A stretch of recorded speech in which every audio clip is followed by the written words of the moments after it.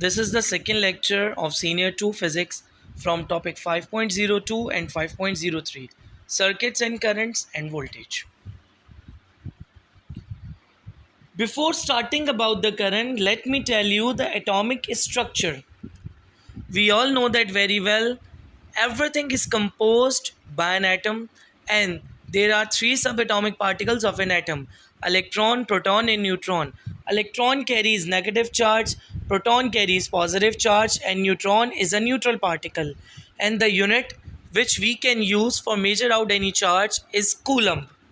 Now, the outermost electrons of any atom, they are very loosely bound and they are free to move. So whenever they get energy, they can detach from the atom and they can move around the circuit, and the circuit is a path from where the current can flows. Now we can say that the electric current is the continuous flow of electrons in an electric circuit.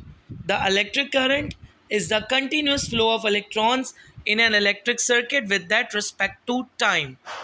So current is the flow of electrical charge carrier. Usually they are electrons. And the common symbol for the current is the uppercase letter I. The standard unit of ampere, the standard unit of current is ampere, symbolized by capital A, because this is the unit which is named after the scientist.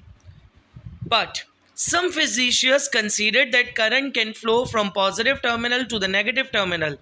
But this was not very true for the further determination by the scientist.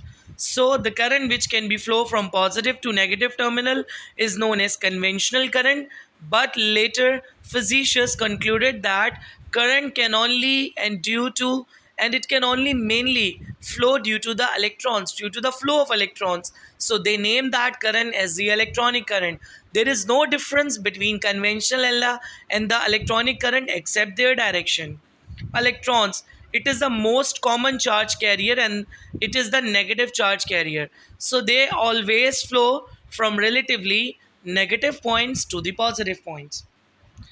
Now, one more point, we can measure the current as well by using the instrument which is known as ammeter.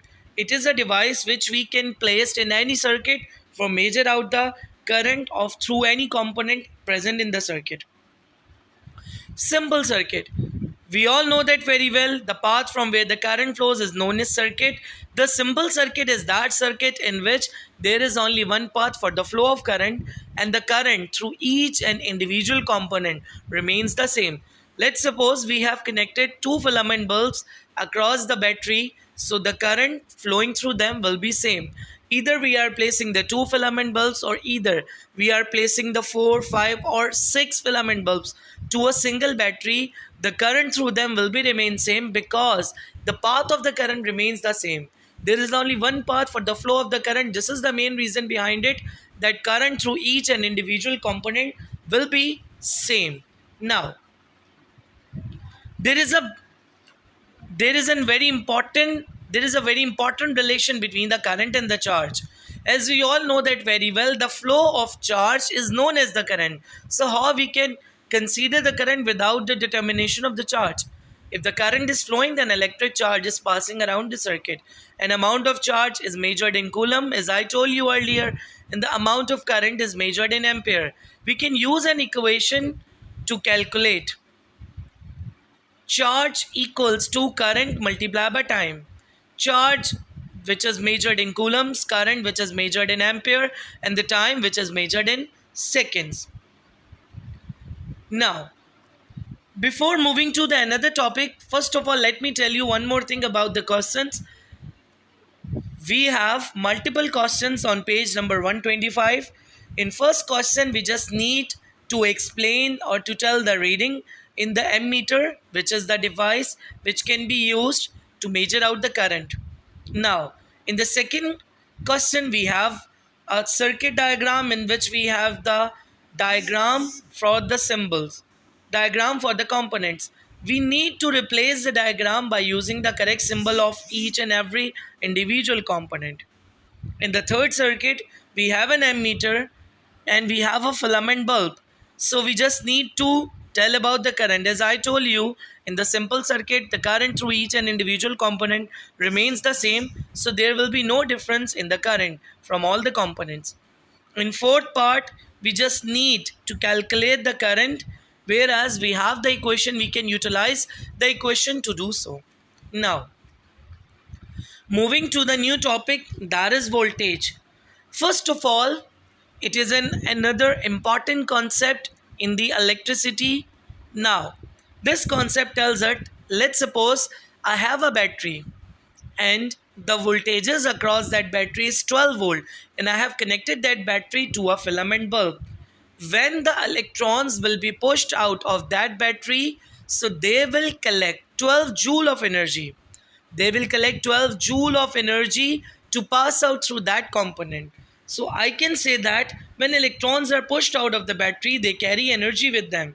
In the circuit, in any circuit, the electron use all their energy passing through the bulb. The energy is then changed into the thermal energy, which can be represented as the heat and the light through the filament bulb. When electrons reach the battery again, all their energy has gone. It means that we can explain this phenomena by just using the simple example that we have to purchase something. Whenever we will move to any shop, we will purchase that thing and we will give that amount of that thing to the shopkeeper.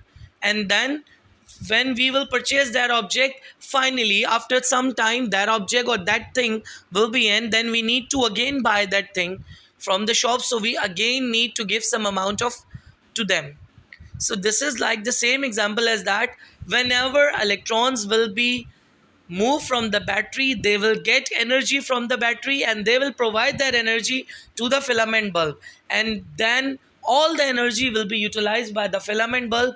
And when these electrons will reach again to the battery, they are totally empty with the energy. Then they will again collect the energy from the battery and then they will provide to the filament bulb.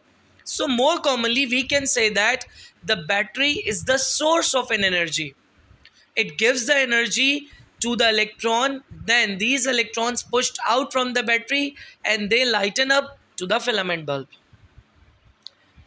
This phenomena is known as the voltage. Some batteries give electrons more energy than other. It directly depends on the amount of the voltage. Let's suppose if the battery is of 12 volt, that battery will give their electrons 12 joule energy. If the battery is of 220 volt, that battery will give their electrons 220 joule of energy. So higher the voltages, higher the energy will be given to each electron. Voltage is also known as the potential difference, and the unit of potential difference is volt.